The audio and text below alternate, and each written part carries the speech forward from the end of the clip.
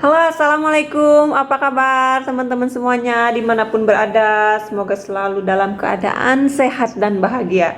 Selalu dalam keadaan sehat dan bahagia. Apapun keadaannya, apapun situasinya, tetap kita harus bersyukur. Dan itulah salah satu kunci kebahagiaan kita, bersyukur kita masih diberi kehidupan, bersyukur kita masih bisa bangun pagi menghirup udara segar, bersyukur kita masih mempunyai harapan, pokoknya mensyukuri segala sesuatunya. Kali ini aku mau bercerita tentang hal-hal yang bisa ditemukan di Australia tapi belum ditemukan di Indonesia gitu. Mungkin atau mungkin aku yang belum menemukan, atau mungkin kalau belum suatu saat nanti bisa ditemukan di Indonesia. Jadi mudah-mudahan aku salah ya. Jadi mudah-mudahan ini sudah ada di Indonesia, cuman aku aja yang belum gitu. Kayak seperti begini,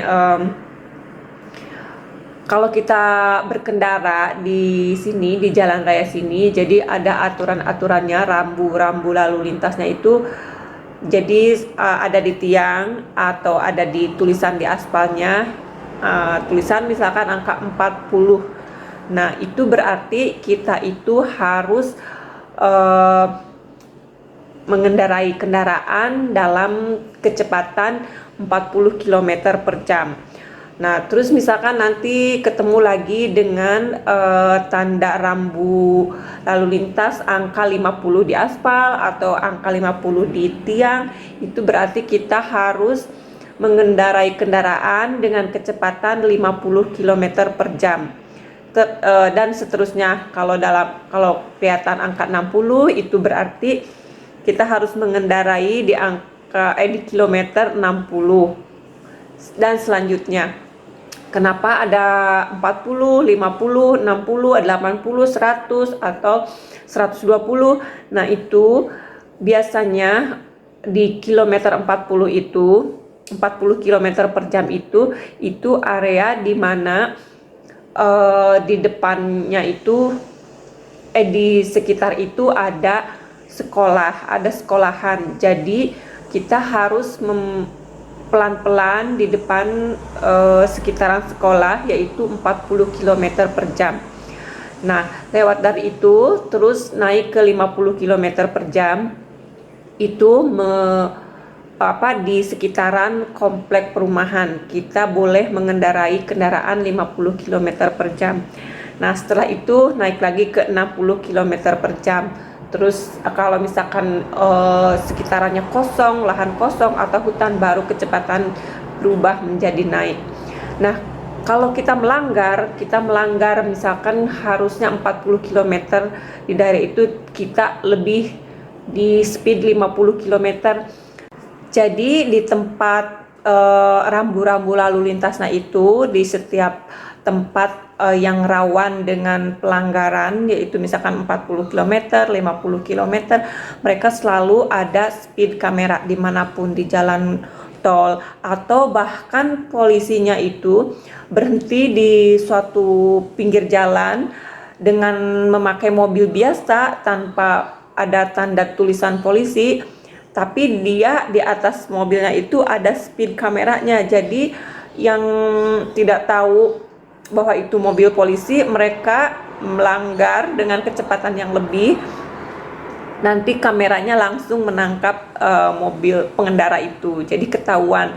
Jadi meskipun tidak ada yang jaga di jalan, bahwa tidak ada yang melihat kita ngebut atau enggaknya, kita akan tertangkap dengan speed kamera.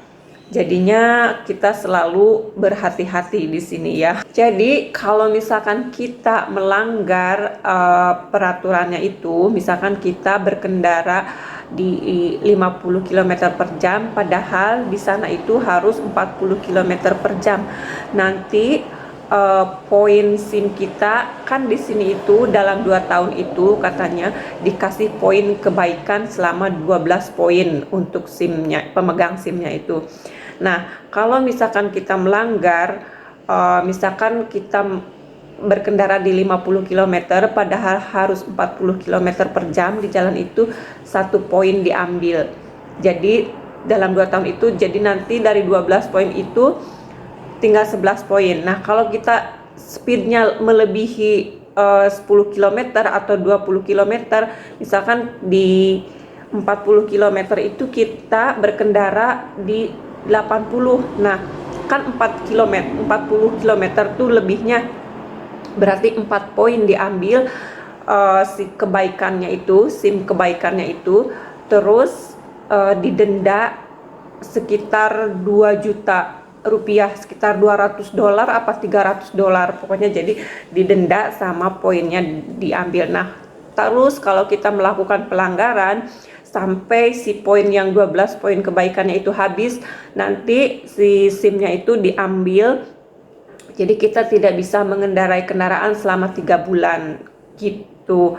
Makanya di sini sangat tertib sekali berkendaranya itu. Terus mereka itu lebih mengutamakan pejalan kaki gini. Jadi kalau misalkan ada bukan rambu lalu lintas, apa tuh, zebra cross. Nah, kalau misalkan dari kejauhan itu orang itu masih jalan di pinggir di trotoar, tapi kelihatan mau menyeberang. Nah, mobil yang dari jauh itu udah mulai berhati-hati, udah memelankan kendaraannya. Terus dia berhenti di depan zebra crossnya, menunggu si orang itu untuk menyeberang, meskipun mereka belum berdiri di pinggir zebra crossnya, tapi kelihatan orang itu akan menyeberang. Mobilnya itu udah berhenti menunggu orang pejalan kaki yang akan menyeberang. Itulah disiplinnya mereka di sini itu, dan aku sangat seneng banget gitu berkendara di sini, jalan di sini. Terus kita itu nggak usah lari terburu-buru di zebra cross tuh karena merasa kita bersalah menyeberang, menghalangi mobil yang mau lewat. Enggak, mereka itu menunggu sampai misalkan ini pejalan kaki yang mau nyebrang, satu orang di belakangnya tuh ada lagi, mobil itu tetap harus menunggu dan tidak boleh menyalakan ngelaksonin orang yang mau lewat itu.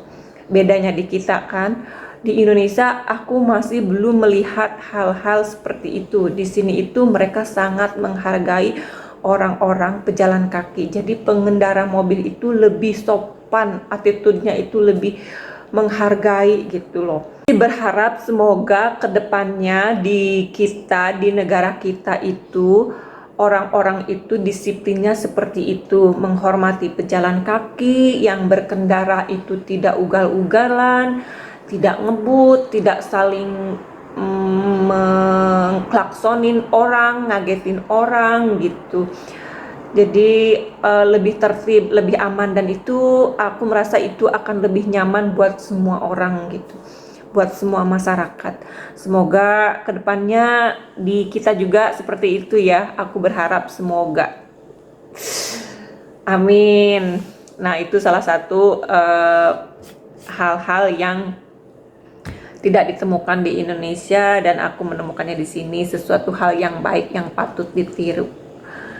Satu lagi yang yang belum menemukan di Indonesia tapi ada di sini, yaitu tempat sampah plastiknya itu bisa berwarna-warni. Dan bagusnya itu mereka si plastiknya itu udah lengkap dengan pengharumnya. Jadi ada yang harum lavender, harum bunga-bunga apa gitu, harum peppermint. Jadi si tempat sampah itu harum dia. Ini lihat. Nah, ini kan aku pakai plastik warna ungu untuk tempat sampahnya, dan ini tuh harum lavender. Jadi tempatnya tuh harum, tempat sampah kita tuh harum. Tuh kan nggak bau sampah. Dan ini kita beli kemarin plastik sampah, dan ini sangat harum. Jadi harum lavender. Jadi seneng kayak gimana nih, aku sih kalau di Indonesia kan plastik sampah itu hitam dan baunya tuh sangat aneh, baunya nyesek gitu. Kalau di sini bermacam-macam, ada warna kuning, bau lemon, ada warna hijau, peppermint. Ini aku ambil yang lavender karena segar banget. Jadi aku belum menemukan plastik sampah yang harum di Indonesia. Dan di sini ada. Semoga kedepannya aku bisa menemukan di Indonesia. Nah, itu dia hal-hal yang seru, yang aneh, yang unik, yang bagus, yang belum aku temukan di Indonesia, di Bali, tapi ada di sini gitu, yang membuat aku kagum sama mereka, sama kedisiplinan, sama kebersihan, kerapihan, peraturan yang baik yang membuat nyaman semua masyarakatnya.